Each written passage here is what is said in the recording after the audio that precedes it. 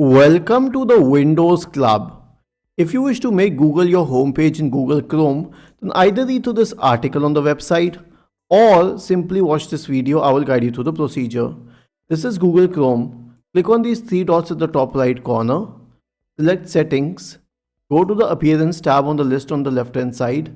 In the right pane corresponding to Show Home button, turn the switch on. Change it to Enter Custom Web Address. Enter the address google.com here and hit enter. This is it. Google will become your homepage now. Isn't this easy and interesting? If you have any doubts, please go to the original article on the Windows Club, scroll down to the comment section and write your query. We will surely answer to it.